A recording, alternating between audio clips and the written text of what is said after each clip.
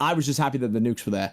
And then when the nukes got taken out, massive L, bro. Because like, even though they redropped it the next day, the hype was gone. Like everyone's viewership the next day was so much lower. And I feel like that's consistently like a problem, is that they miss like the opportunities to like hit a bang a day. Like when the new game comes out, the last 2 years it was a flop at the start, and then they make it so much better at the end. If it was that good at the start, like like that nuke day had so much potential to be like holy shit, and it kind of got chalked, which was a shame. I think, in my opinion, like that's just such a shame. But I mean, I'm happy it's in. They fixed it really quick, and they did a bunch of cool stuff after it. So I think that's dope. I think it was honestly unlucky on their part too. I don't think they knew that was gonna happen. True. Yeah. Go ahead, Jake. You had something to say? My only big thing with that is I really thought they would have given bigger notice. Like I felt like a 2-hour notice or whatever the hell that was, and not resetting it. It kind of made it anticlimactic, you know? Yeah. Because Bread's team loads in, they're already doing the nuke, they're done in 9 minutes, and it was like, oh, it's over. Yeah. Everyone goes, you see, Bread got the nuke, and it's like, all right, cool. There was not even a race. So Bread, at least it was somebody, you know, we know they killed it, and it's like, it is what it is. But there's like the hype that it was gone. If they said, hey, you know what? It starts at 10 a.m. Pacific or whatever. You guys start back from 0 wins, get it.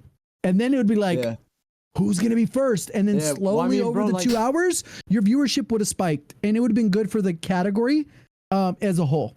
And it would have been nice. But it was just like, So then everyone's like, oh, and it kind of felt like even more negative about it. And then they came out with this tweet, which I think the tweet's good. Yeah, I mean, I don't know. Maybe I'm tripping, bro, but I don't understand why they took the nuke out, because like the nuke still worked.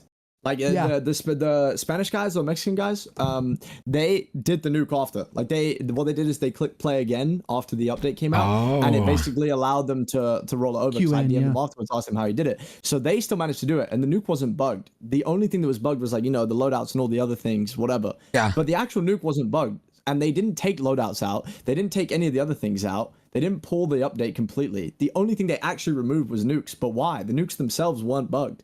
Yep. So what was the point in taking them out? I mean, I wonder if they were kind of like, hey, look, our game is not working properly. Some people might not even be able to get a nuke with no loadouts. Like technically, they were in my head. The way I'm thinking about it is like, oh, the only people that are going to be affected by this is the top 0.001%. So that's the only thing that I could think of why they decided to take that shit out. I mean, it sucks for you, Fief. I think if anybody, you were the one most affected by this, obviously, from your stream and all that stuff. Not to say that nobody else was, right? But like, obviously, you had a banger ass day of streaming and stuff like that. So like, what's your kind of opinion the day after it releasing? I got a lot of hate on Twitter because I was like, yo, like props to them for fixing it this fast. And I asked people, I was like, okay, look, if this was IW, how long do you think this would have taken to fix? And then nah, you can't do that. Bro. I mean, bro, I was getting hate on the day of the update because I was like, I don't care about what's broken. I'm happy we got nukes. And then nukes got pulled, and I was like, well, you're like, fuck. Look, man. So what's your thoughts? I mean, even the community, I want to hear what everybody is saying. Like, there's two questions here, right? One, do you all think that they play tested this before? Or do you think that there's no play testers? That's one question. Can I start? Go ahead. Okay, so I went through this on stream, but bro, people that say like, oh dude, just poor QA testing, oh they just don't care. That's just dumb. Like, bro, there are billions of dollars on the line. There's hundreds of people who dedicate their lives to this. Bro, it's not like they just go beep, beep, beep, beep, beep, type in some code and then let it fly and just hope for the best. Like, that's just not how these things work. I know. They definitely tested it. They definitely put time into it. And then something, like, there's so many variables, bro. Well, like, there's so many variables. Things they say here. One of the guys, there was a guy on Twitter. He was a former dev, not for Call of Duty, but a dev in general. And he just talked about how this could potentially happen, where they do a thing where there's the live product, which is what we normally play in. And then they have a clone of that. And then there's like a copy of the clone. And then what happens is there's like 47 departments all working hand in hand. But somebody goes, oh, we'll make this change over here. Shouldn't do anything different. But then as soon as that change happens, now that version of the game is different from the cloned version. Yeah. And then something fucks up. They would have to make a new clone. So when they make all these changes, they're not accounting for that one instance. So then when it actually throws it in, they're like, what the fuck happened? Yeah. So I don't know how accurate that is to that example, but it sounded plausible enough where, all right, that makes more sense to me. I mean, So it was just play think, tested like, and their version bro, of the game was probably perfect. I just think we all met the guys. They're passionate about the game. I'm sure you guys obviously get like, DMs and feedback and give feedback about what you think could change. Yeah. And things do get changed that we talk about, like now at least. Yeah. And I mean, they're probably doing a job that is the task of double the team that they have under a time frame that isn't realistic. And like, bro, for example, like the boys thing, Activision probably has a contract that says this like drop whatever has to come out this day, so the update has to be that day. So they have things signed in place that they have to do it by that time anyway, so they don't have a choice. And even if they say like, hey, this isn't like fully done or whatever, bro, the devs don't get to choose that. So I just think it's unfair for them to for people just to throw hate at that. And then also you get people that just like they start talking like, oh dude, it's just lazy playtesting. Like, bro, they don't know, none of us are coders, bro. Like, it's so much more complicated than just someone typed the wrong number somewhere and it broke everything. How much they paying you, FIFA? That's what they say. That's what they say. No, I agree with FIFA. I think the biggest thing that people don't understand is obviously we've gotten invited to these to visit the devs and a lot of these play tests and shit like this, and it's like we know that they're passionate about their fucking game, bro. Like, and I think there's some type of miscommunication between the people, like obviously everybody that plays the game and the devs, right? Like I think for sure there's play testers. Everybody thinks that they don't have any play testers. I think I'm like I would put my life on the line that there are play testers for sure, without a doubt. But didn't they tell us that they all test the game like 2 hours a day?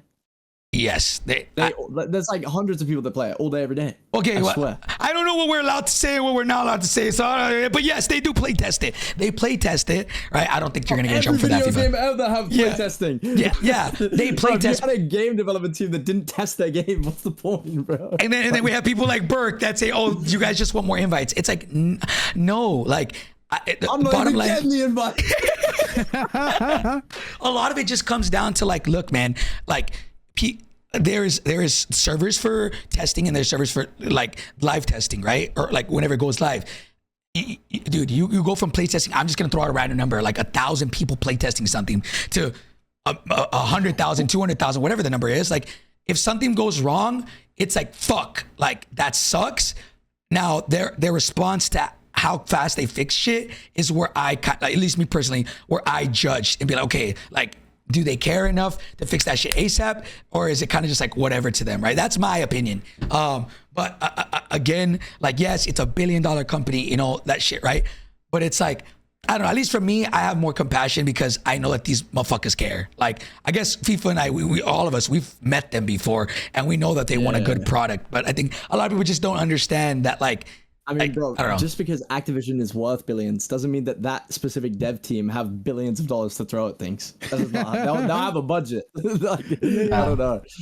But I think they did a good job. I think that they kind of messed up by how they did it. Like, just like Jagon said, 2 hours, Nukes coming out, guys. And then people were getting, like, bro, Brett had only been live 10 minutes when he got on. That's insane.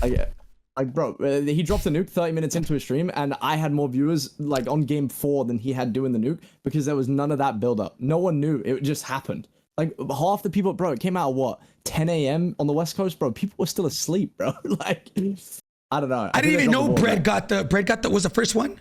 Yeah, world's first. Raven even tweeted it out. Brad, Lula, Brolic, and Twisty. See, that's think about how crazy that is. That, like because of that, obviously it's not anybody. It's obviously like Raven's fault, but because of that, like it's not Breadman's fault. But like I didn't even know. Like when the update first came out, I was like, yo, like okay, these guys are pretty close to it. FIFA's gonna, we were like 5 minutes ahead of Husk and them. So and like if that happened, everyone would have known, because everyone was like going across. Like Sim and them had hella viewers, and then they lost the game, and then all their viewers came over to me because I was next in line. It was like trickling down. Yeah. And like it would have spread out. If we failed our attempt, first one, then it would have all gone to Husk and then Bread, and then it would have been insane. Yeah, I mean, oh man, it sucks, right? I mean, I'm glad that they fixed it. I mean, Nukes right now. What do y'all think about the Nukes? We talked about it a little bit before the start of this, before the podcast, but again, I think they're just a little bit too easy. Nukes right now, and maybe that's a top 001% right? I just don't think that they give us that same dope. I mean, as before. Ebates, what do you think? No, I definitely agree with you. I think the stealing aspect is going to add a lot to that. Maybe they're kind of giving everybody a shot right now to get their own nuke or whatever. And this when stealing comes, it'll make everything so much more difficult. So maybe it's kind of like a little breathing ground. But I do agree with FIFA. Like the build up to it kind of sucks the way they went about it. But I mean, you got to make game time decisions. I'm sure there's a reason behind that decision, but that we just don't know. But it does suck that there was all this hype, and then like you guys said, they didn't reset wins or anything. So Brad just kind of got the nuke, and that was it. Yeah, I don't know. I hope FIFA said it too. FIFA, you think they're easy, right? Oh, I mean, bro. We dropped me bonking them. We're doing the nuke with every gun, bro. We dropped 18 nukes in one day with different guns. Like, it's free, bro. Like, I don't know. 18? But yeah, I mean, bro, I've had like 30 nukes right now, and they've been out for like 3 days. The wins stack quite a bit too, right? For everybody. Like, can you get 5 wins in a row, not call your nuke, get 5 more wins in a row? Will that get you 2? Like before? I don't think they stack. No, they don't stack. There is a stacking thing with the 5 wins in the 30 game thing, whether intentional or not. But we worked it out. It's actually possible to get 26 nukes in 30 games. If you were to go on your 5 win streak as a 4-man.